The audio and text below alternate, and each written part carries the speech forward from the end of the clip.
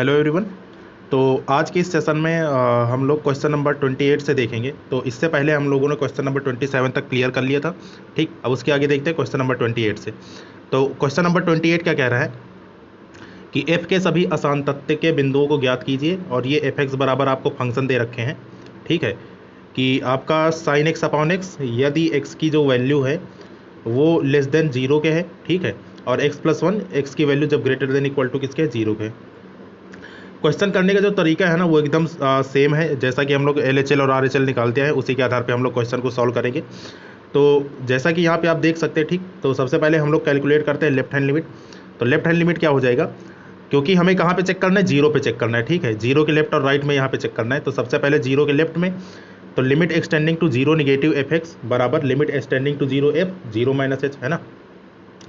तो जीरो से कम के लिए, जीरो से कम के लिए मतलब कि जीरो से कम के लिए कौन सा फंक्शन डिफाइंड है, साइन एक्स अपॉन एक्स, ये हमारा डिफाइंड है।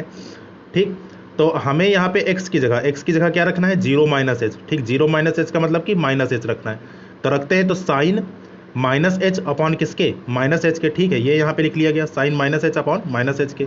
अब आपको पता है कि साइन के अंदर अगर माइनस हो तो साइन माइनस थीटा बराबर किसके होता है, माइनस के साइन थीटा के। ठीक, तो ये माइनस आपका बाहर आ गया, माइनस के साइन एच, और बटे ये माइनस आपका चल ही रहा है। ठीक, तो ये माइनस माइनस दोनों कट जाएंगे।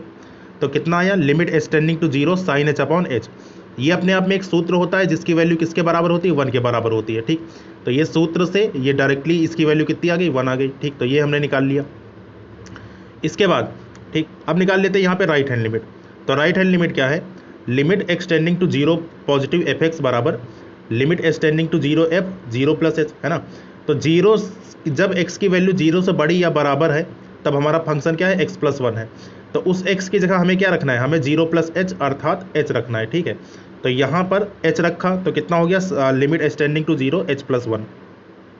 लिमिट यहाँ डायरेक्टली अप्लाई करेंगे तो h की जगह जीरो जब रखोगे, ठीक है, तो जीरो रखते ही जीरो प्लस वन बराबर किसके आ गया, 1 के आ गया।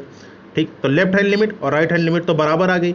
अब फंक्शनल वैल्यू निकाल लेते हैं। ठीक है, तो फंक्शनल वैल्यू क्या हो जाएगी, f0 बराबर, है ना। तो फंक्शन की वैल्यू, ठीक, तो यहाँ पे लिख लेंगे फंक्शन की वैल्यू f0 बराबर, ये किसके हो जाएगी, देखिए x बराबर जीरो पर फंक्शन हमारा क्या परिभाषित है, x+1। तो मतलब x की जगह जीरो पुट करोगे तो कितना आ जाएगा, जीरो प्लस वन बराबर किसके, 1 के। तो left hand limit right hand limit value of function तीनों आपस में बराबर है। तो इसका मतलब ये हुआ कि फंक्शन हमारा कैसा है, x बराबर जीरो पर कंटिन्यूअस है। ठीक, तो मतलब कि क्या कह सकते हैं कि आसान तत्व का कोई बिंदु नहीं है। ठीक, क्योंकि फलन हमारा सतत है तो आसान तत्व तो हो ही नहीं सकता, है ना। तो यही इसका क्या हो जाएगा, आंसर हो जाएगा। तो ये यहाँ पे लिख लिया गया है ना, कि अतः आसान तत्व का कोई बिंदु नहीं है। ठीक, ये क्वेश्चन हो गया। अगला देखते हैं क्वेश्चन नंबर 29 में कहा गया है कि निर्धारित कीजिए कि फलन एफ एक्स बराबर x square sine 1 upon x जब एक्स की वैल्यू जीरो के बराबर नहीं है और जीरो जब एक्स बराबर जीरो के है द्वारा परिभाषित फलन एक सतत फलन है। ठीक, कंटिन्यूअस फंक्शन है, ये हमें दिखाना है। ऐसा एक क्वेश्चन हम लोगों ने एग्जाम्पल में किया था। ठीक है, फिर से एक बार इसको देख लेते हैं। तो क्वेश्चन करने का तरीका, जहाँ पे मना करें, ठीक है, वहाँ पे इसकी लिमिट काट देंगे। तो जब यहाँ पे लिमिटिंग वैल्यू आप निकालोगे तो limit extending to zero f x बराबर लिमिट एक्सटेंडिंग टू जीरो। अब देखो फंक्शन की वैल्यू क्या है, फंक्शन की वैल्यू हमारी ये चलेगी x square sine 1 upon x. ठीक, तो ये हमने रख लिया x square into sine 1 upon x. अब जरा देखो ध्यान से, फिर यहाँ पे क्या करेंगे, जब x बराबर जीरो आप यहाँ पे अप्लाई करोगे, ठीक है, तो लिमिट की वैल्यू जब रखोगे तो x का स्क्वायर, x बराबर आपने जीरो रखा तो ये हो गया zero into sine 1 upon zero. ठीक है, साइन 1 अपॉन जीरो। अब साइन 1 अपॉन जीरो किसके होता है, साइन इनफाइनाइट के होता है। तो पहले ये साइन इनफाइनाइट सॉल्व होगा, ठीक, उसके बाद जीरो से गुणा होगा। मतलब ये नहीं करेंगे कि यहाँ पे जीरो से साइन इनफाइनाइट में गुणा कर देंगे। ठीक, सबसे पहले हमें ये पता लगाना है कि ये साइन इनफाइनाइट का नेचर कैसा है ना, साइन इनफाइनाइट वैल्यू कैसे देगा। तो अब आपको पता है कि जो साइन का ग्राफ होता है वो कुछ इस तरीके से होता है ना, ये हमारा साइन फंक्शन का ग्राफ होता है।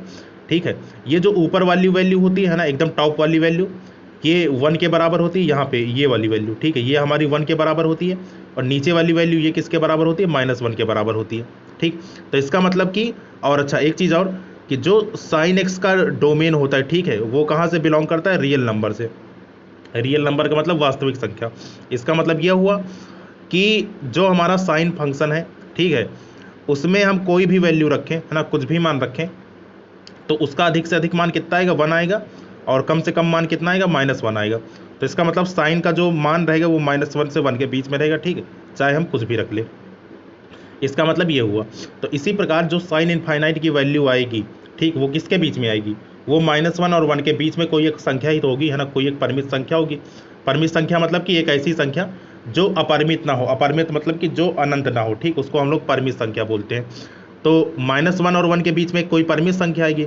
अब मान लो कि -1 और 1 के बीच में आपकी वैल्यू आ गई 0.2, ठीक, 0.2 कोई वैल्यू आई। तो जब 0.2 का 0 से गुणा होगा तो ये आंसर 0 ही तो आएगा, है ना, क्योंकि यहाँ से कोई संख्या बाहर निकल के आएगी ना। तो उस संख्या का जब 0 से गुणा होगा तो आंसर हमारा कितना आएगा, 0 आएगा। तो इसका मतलब जो हमारा लेफ्ट हैंड लिमिट रहेगा, ठीक है, LHL की वैल्यू कितनी, सॉरी, जो हमारी लिमिटिंग वैल्यू रहेगी वो कितनी आ गई, वो हमारी 0 आ गई।